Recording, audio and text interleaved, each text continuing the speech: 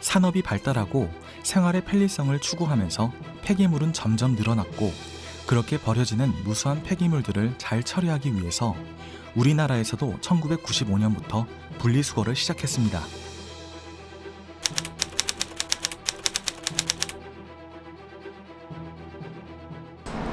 저는 일주일에 종량제 5리터짜리 쓰레기 봉투가 한 2주 정도 쓰는 것 같아요.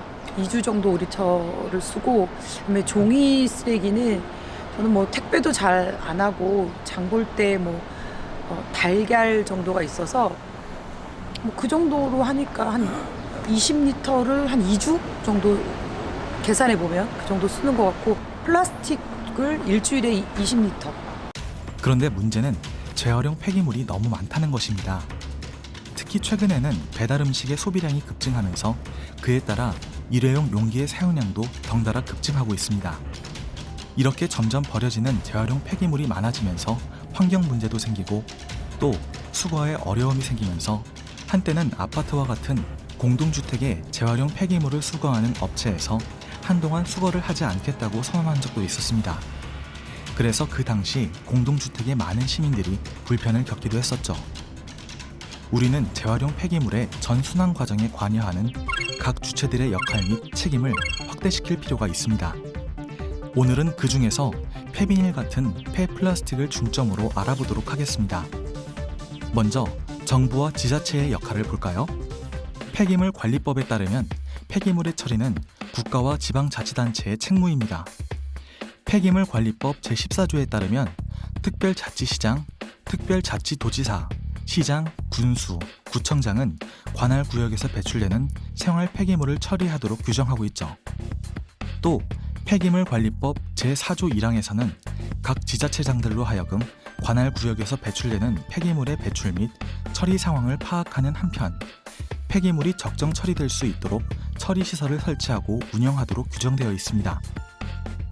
그리고 그 폐기물 관리법에 따르면 일반 종량제 투입 대상 폐기물이든 재활용 폐기물이든 그 배출원이 단독주택이든 공동주택이든 상관없이 폐기물 처리 책무는 지자체에 부여되어 있습니다. 그러나 현실에서는 법 규정과는 조금 다르게 운용되고 있죠. 위 표에서 보듯이 단독주택에서 배출되는 일반 및 재활용 폐기물, 그리고 공동주택에서 배출되는 일반 폐기물은 모두 지자체가 수거하고 있습니다. 그러나 공동주택에서 배출되는 재활용 폐기물은 공동주택과 계약을 맺은 민간 수거업체가 수거하여 처리하는 경우가 매우 많죠. 즉, 아파트 등 공동주택에서 배출되는 재활용 폐기물의 수집, 운반, 처리에 있어서는 공공부문의 역할은 미미한 상황입니다.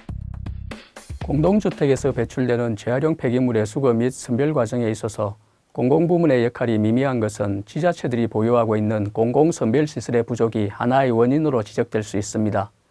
실제로 공공부문의 재활용 선별시설의 부족은 2018년 4월에 발생한 수도권 아파트 지역에서의 재활용 쓰레기 수거 중단 사태가 발생했을 당시에 지자체들이 신속하게 대응하지 못한 하나의 원인으로 언급되고 있습니다.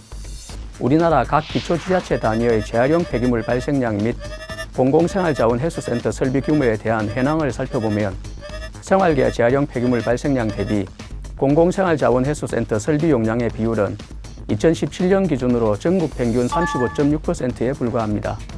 특히 서울, 부산, 인천 등 대도시 지역은 전국 평균 비율을 밑돌고 있습니다. 따라서 발생량이 많은 대도시 기초지자체들의 설비 용량 확충이 시급히 필요한 상황입니다.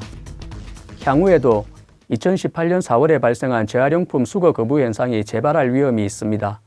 그러나 이러한 상황이 재발할 경우 현재 공공부문이 보유한 설비만으로는 신속한 대응이 어려울 것으로 여겨집니다.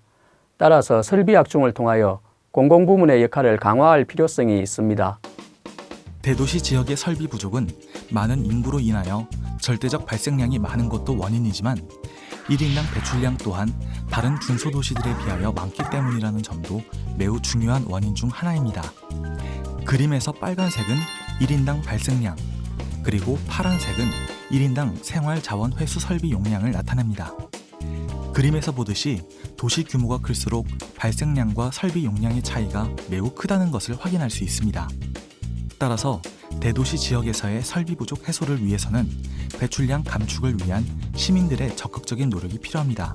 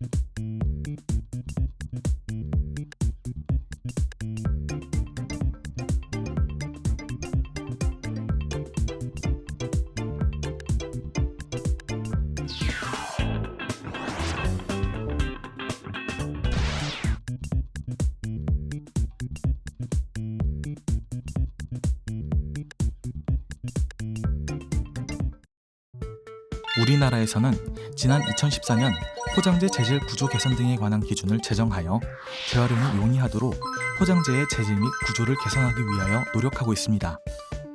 향후에는 포장재 재질 구조 개선 등급제 등을 운용할 때 배출 단계에서 시민들이 분리 배출을 더 쉽게 할 수 있도록 생산 단계에서 포장재의 재질과 구조를 개선한 생산자에게 더 많은 인센티브를 부여할 필요가 있어 보입니다.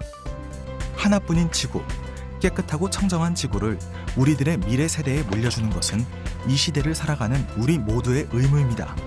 우리가 살아가는 과정에서 폐기물의 배출은 어쩔 수 없다고 하더라도 발생량을 최소화하고 효율적으로 처리할 수 있도록 우리 모두의 지혜를 모아야 할 것입니다.